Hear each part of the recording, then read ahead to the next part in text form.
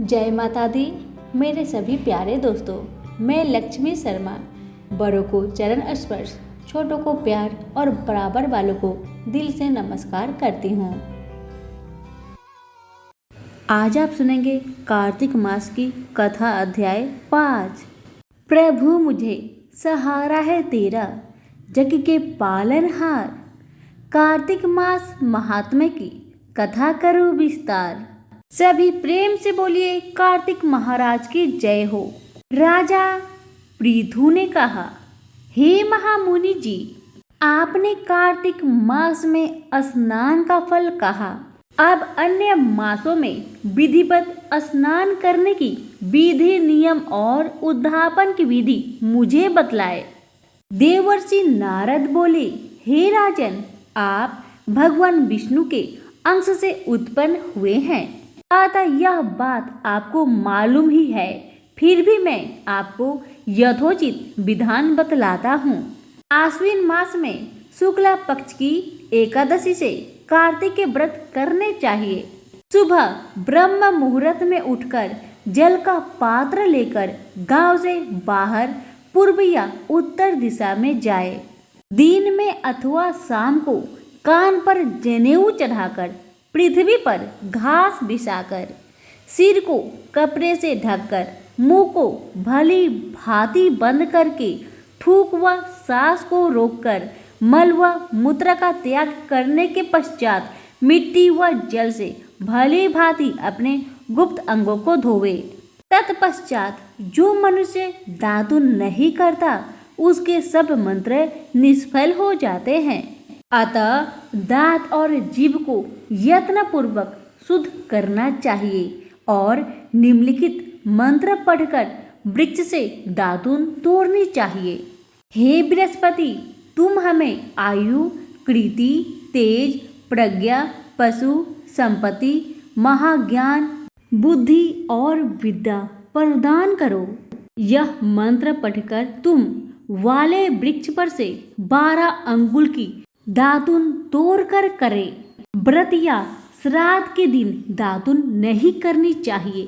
प्रतिपदा, अमावस्या, नवमी, छठी, रविवार को चंद्र तथा सूर्य ग्रहण में दातुन नहीं करनी चाहिए। कटीले पेड़ों, कपास, पीपल, बरगद और निर्गंध, इन पेड़ों की दातुन करनी चाहिए। तत्पश्चात भली भांति स्नान करके फूलमाला, चंदन और पान इत्यादि पूजा की सामग्री लेकर प्रसन्न मन व भक्ति पूर्वक भगवान शंकर के मंदिर में जाना चाहिए। वहां सभी देवी देवताओं की अर्घ्य, आचमनीय आदि वस्तुओं से अलग अलग पूजन करना चाहिए। प्रार्थना एवं प्रणाम करना चाहिए। फिर भक्तों के स्वर में स्वर मिलाकर श्री हरि का कीर्तन करना चाहिए। मंदिर में जो गायक भगवान श्री हरि का कीर्तन करने आए हो, उनका माला, चंदन, तांबुल आदि से पूजन करना चाहिए, क्योंकि देव स्थानों में भगवत कीर्तन करने वाले भी साक्षात भगवान विष्णु की मूर्ति होते हैं। यह लोग सतयुग में विष्णु जी को अपनी तपस्या, योग और दान द्वारा भगवान को प्रसन्न करते हैं, मगर कलयुग में भगवत गुणगान ही भगवान श्री हरि को प्रसन्न करने का प्रधान साधन माना गया है। नारद जी ने राजा पृथु से कहा, हे राजन, मैंने एक बार भगवान से पूछा, हे प्रभु, आप सबसे अधिक कहाँ रहते हैं?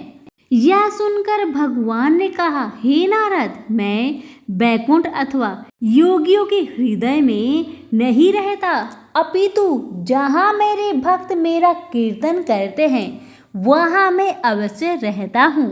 जो मनुष्य चंदन, माला आदि से मेरे भक्तों का पूजन करते हैं, उनसे मेरी ऐसी प्रीति होती है जैसे कि मेरे पूजन से भी नहीं हो सकती।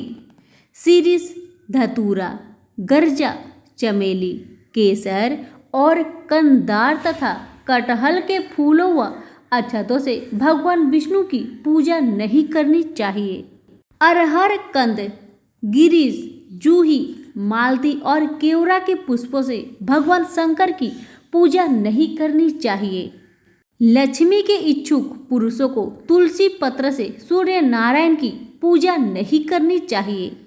जिन देवताओं की पूजा में जो फूल निर्दिष्ट है उन्हीं से उनका पूजन करें। पूजन समाप्त होने के पश्चात भगवान से क्षमा प्रार्थना करें। यथा हे सुरेश्वर, हे देव, मेरे पास न मंत्र है न क्रिया, मैं भक्ति से भी हीन हूँ। जो कुछ भी पूजा मैंने आपकी की है उसे पूरा करें। ऐसी प्रार्थना करने के बाद दंडवत प्रणाम और क्षमा प्रार्थना करके भागवत कीर्तन करनी चाहिए। श्री हरि की कथा सुननी चाहिए और प्रसाद ग्रहण करना चाहिए। इस तरह बताई गई विधि के अनुसार जो मनुष्य कार्तिक व्रत का अनुष्ठान करते हैं वे संसार के सभी सुखों को भोगते हुए अंत में मुक्ति को पाते हैं। तो प्रेम से बोलिए लक्ष्मी नारायण की जय हो। कथा पसंद आने पर लाइक शेयर कमेंट जरूर कीजिएगा और हमारे चैनल के साथ जुड़े रहिएगा। आप सभी का बहुत बहुत धन्यवाद।